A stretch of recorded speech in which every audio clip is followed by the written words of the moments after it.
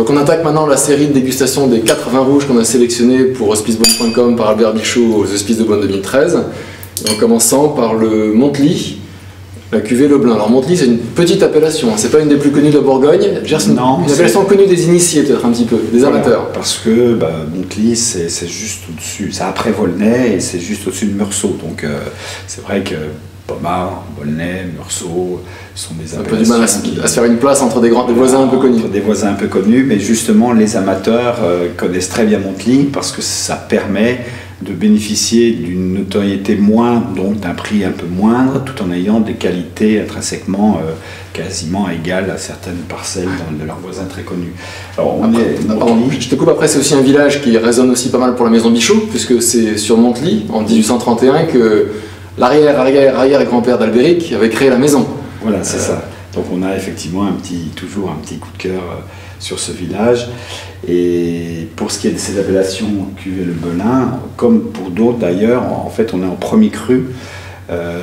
Les hospices de Beaune ont certaines parcelles en monoclimat, où il ne ressort qu'un climat, et parfois ils font une vinification en prenant plusieurs petits morceaux de climat, mais si tous ceux-ci sont classés en fait en premier cru, c'est la cuvée entièrement qui peut être classée en premier cru.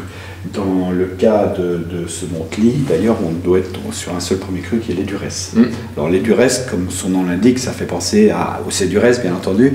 Donc c'est un partage, si on peut dire. Juste devant, en fait. Voilà, on est en mitoyenneté avec les Durès d'Auxey-Durès. Donc là, c'est Montely les Durès, et vous avez Auxey les Durès. Donc on n'est pas côté est de Montely, mais on est plutôt sur le retour avec une exposition sud.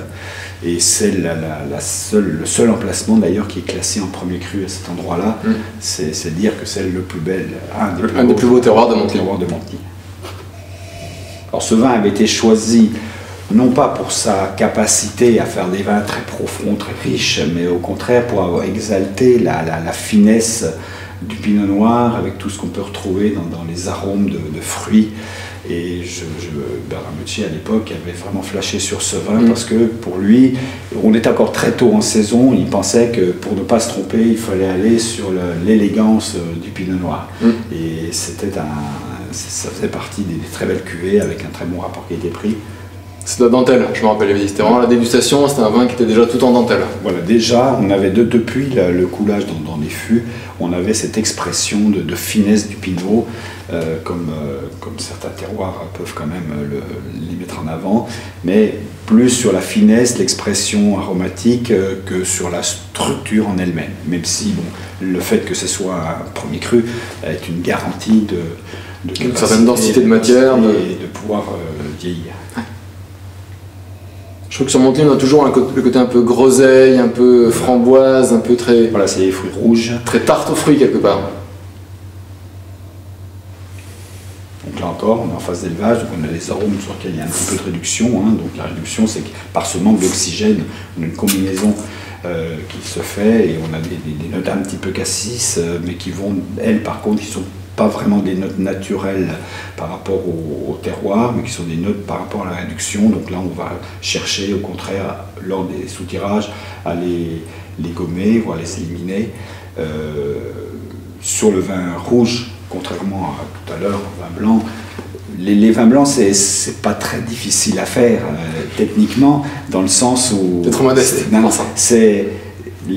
Pour faire des grands vins blancs, il y a une technicité effectivement qui peut faire la différence. Mais la fabrication de base, je dirais, c'est faire fermenter un mou, transformer le sucre en alcool, avec des précautions nécessaires. Après, le travail, la qualité du vin blanc va être liée surtout à la qualité du raisin. Et puis, évidemment, à son terroir d'origine. Mais ce n'est pas... On n'a pas énormément de choix à se poser en termes de vinification des vins blancs. Alors que les vins rouges, c'est tout à fait différent, puisque là, on va fermenter avec toute la matière solide, ce qui n'est donc pas le cas dans les blancs. Donc là, avec la matière solide, on va travailler... La peau, les rafles, les rafles, donc on va travailler par infusion, par macération, par extraction. Donc là, on a déjà des données qui sont supplémentaires et qu'il va falloir gérer et qui vont donner le style in fine du vin. Donc c'est pourquoi on peut, sur une même appellation, selon la technique, selon le process de vinification, on peut très bien avoir des vins très structurés, très noirs, et à l'inverse, des vins un peu moins colorés, mais par contre beaucoup plus fins. Nous, on essaye, avec notre expertise, puisqu'on est quand même propriétaire sur une grande partie des terroirs de Bourgogne, on essaye d'adapter la vinification qui correspond le mieux au terroir. Et là, l'élevage, c'est pareil. Il y a la vinification, mais après, il y a l'élevage. Ce n'est pas la peine de vouloir élever quelque chose d'une manière trop importante si la recherche initiale est d'avoir la fraîcheur, le fruit, l'élégance. À l'inverse, si on est sur une base plutôt structurée, fermée, profonde, là, on a intérêt d'attendre beaucoup plus longtemps sur les élevages. Ce que je veux dire que potentiellement, sur ce 2013 et sur le Montely, c'est un vin qui va peut-être avoir un élevage un peu plus court, voilà, qu'un Corton qu'on goûtera tout à l'heure, ou qu'un... Ça, c'est là aussi, c'est la date de mise. De mise en bouteille. De mise en bouteille, pardon, elle est vraiment liée à la qualité, à l'équilibre du vin. C'est l'équilibre, et là encore, on retombe sur la dégustation. C'est la dégustation qui va nous dire, voilà, là on a un équilibre qui nous semble parfait, et on pense qu'il vaut mieux enfermer le fruit tout de suite et donc mettre en bouteille. Alors je ne dis pas qu'on ne va pas mettre en bouteille là tout de suite évidemment, mais ce sera peut-être des vins qui sont mis en bouteille seulement en fin d'année, alors que pour les d'autres crus plus puissants, on attendra certainement mars-avril l'année prochaine. L'élevage et l'embouteillage, c'est vraiment un métier. Au sein de notre maison, on a des œnologues, on a des gens qui travaillent l'élevage et c'est leur priorité. Donc on met en bouteille au moment où on doit mettre en bouteille. Juste pour avoir un ordre de grandeur comme ça, toi et tes équipes, vous dégustez combien de vins en moyenne par jour? Par semaine?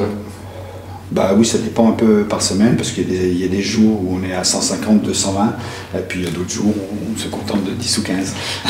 Juste pour se maintenir en forme, c'est ça? Voilà, c'est ça, je ne peux pas perdre le palais. Ouais, donc ça donne quand même un ordre de grandeur, voilà. C'est une expérience qui est fondée sur la répétition, la comparaison, l'étude. Vous ne pouvez pas demander quelqu'un à faire du vélo s'il est jamais monté sur un vélo du jour au lendemain. À partir du moment où il sait faire, après ça reste à vie. Bon, là c'est pareil, on a vraiment... Et on déguste à des niveaux différents. C'est pour ça qu'une dégustation, la dégustation, c'est peut-être celle qu'on fait le moins, c'est la dégustation du client, je dirais, parce que lorsqu'on a dégusté 220, on ne s'amuse pas à ouvrir quelques bouteilles. On n'est pas dans le plaisir. On n'est plus dans le plaisir, donc on est vraiment technique. Et technique avec des stades différents. Lorsque vous dégustez des vins avec des malos non faits, vous êtes sur un niveau acide très important, mais nous on dépasse ce stade qui peut être effectivement gênant, qui ne va pas être plaisir pour un néophyte. Nous on va gommer cet aspect-là parce qu'on ira rechercher dans la dégustation d'autres équilibres précurseurs de fraîcheur, de profondeur, et voilà, c'est un métier. On en était sûr. Mais cette rigueur, on en parle aussi dans la cave des hospices. On dit toujours un des avantages de la maison Bichot par rapport aux hospices, c'est le fait tu l'as dit, qu'elle est propriétaire d'un certain nombre de plus de 100 hectares de vignes. Donc voilà, on a une connaissance des terroirs, des appellations, bien sûr des années. Et cette dégustation de tous ces vins, soit nos propres terroirs, soit aussi des achats de raisins ou de mous qu'on fait. Voilà, quand tu dégustes, toi et tes équipes, 220 par jour, ou enfin, 1000 par semaine, c'est forcément dans l'analyse, dans les 3 phases qui vont être l'analyse pour la sélection des vins, des cuvées des hospices, leur élevage, le choix ultime de mise en bouteille pour préserver le caractère, l'intensité, la fraîcheur ou les caractéristiques du terroir, ce sont aussi une forte valeur ajoutée en fait. C'est une technicité qui se retrouve in fine dans la qualité du produit final. Et ce qui est important aussi à souligner, c'est qu'on ne peut bien élever que des vins qu'on connaît. Et c'est vrai que si quelqu'un m'apporte une pièce en disant « essayez de m'élever le vin », si je ne le connais pas, je ne connais pas ses origines, je ne sais pas comment il était fait, je ne connaissais pas les raisins, on a un peu de mal à être très précis du premier coup. L'avantage de notre expertise par rapport à nos domaines, c'est qu'effectivement on connaît les terroirs, mais le partenariat qu'on a avec les hospices maintenant depuis longtemps, le premier acheteur depuis 15 ans, fait qu'on connaît les cuvées. Donc même si effectivement ils sont vinifiés, on le sait avec sérieux par le domaine des hospices, on finit par connaître les cuvées et de là d'avoir une expertise certainement là aussi plus affinée, de pouvoir adapter un élevage année après année, quel que soit le millésime. Alors quel que soit le millésime, ça veut dire effectivement, parce qu'un élevage n'est pas du tout reproductible. C'est pas parce qu'on va mettre en bouteille il n'y a pas une recette une année qu'il faut faire la même chose l'année suivante. C'est vraiment lié au millésime. Et c'est là que le fait d'avoir nous-mêmes vinifié pas mal d'appellations ça nous permet d'avoir une meilleure, d'optimiser les décisions. Ce qui veut dire que quelque part on rentre dans un cercle vertueux, puisqu'on est premier acheteur depuis 15 ans, je rappelle que la maison achète depuis 1876, donc on a un historique de connaissances, de notations, parce que ces notations, ces dégustations, elles sont aussi écrites, rédigées, c'est pas juste une dégustation technique, aussi technique soit-elle, autour d'une table, il y a des commentaires, des choses comme ça, donc on a tout cet historique, on a nos propres vins, nos propres cuvées, on déguste, voilà, donc chaque année quelque part on améliore le processus aussi, c'est comme ça que je dis que c'est un cercle vertueux, on a les connaissances, on a l'historique, on achète en moyenne 30 cuvées différentes, une centaine de pièces, voilà, tout ça c'est une donnée importante aussi pour la qualité, le sérieux du projet. Et la confiance des clients, je pense qu'elle est aussi liée à cette expertise. On sait qu'avec ce background, j'allais dire, on a de fortes chances de réussir les vins. Oui, et de par le fait qu'on a été confronté aux mêmes problématiques que les hospices, on connaît d'avance le style du millésime, on peut tout de suite appliquer ce qu'on estime être le meilleur élevage possible, parce qu'on a également parallèlement la comparaison avec les vins qu'on a fait, donc ça ne pose aucun problème.